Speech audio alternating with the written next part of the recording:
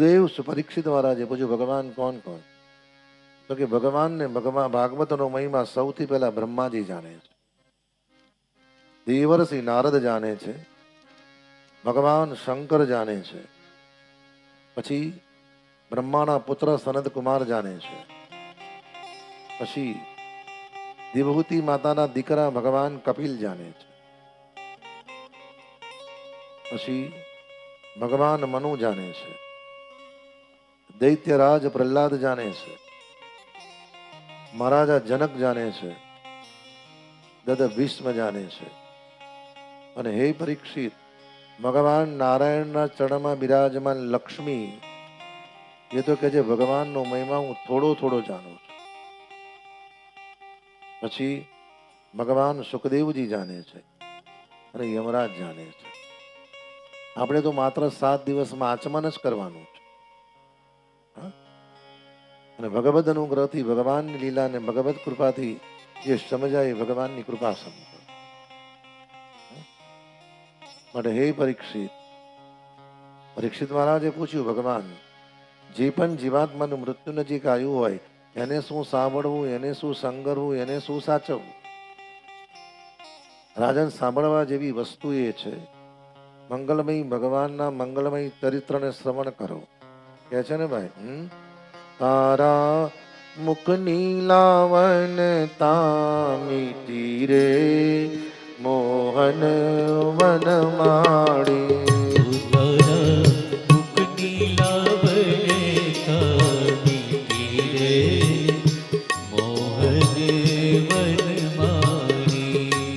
એવી ત્રિભુવન માનવ દીધી રે મૂર્તિ મનોહારી.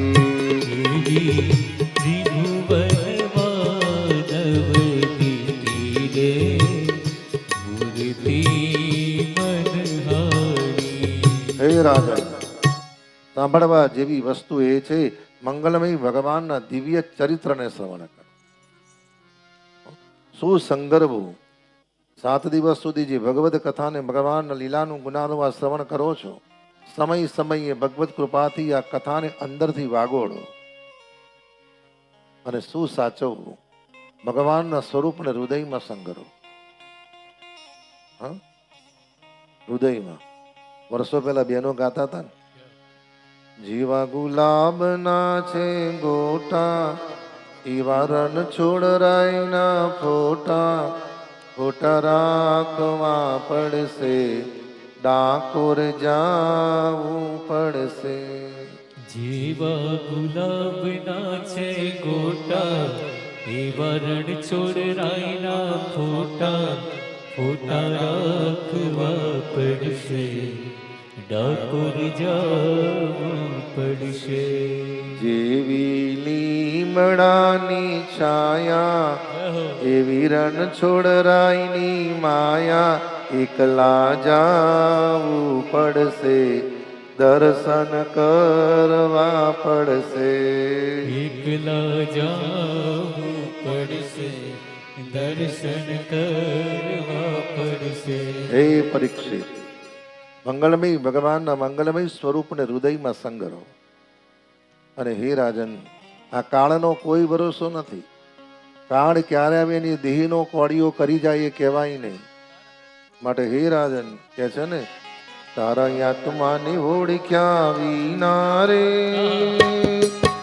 આ 184 નહીં તો મટે રે.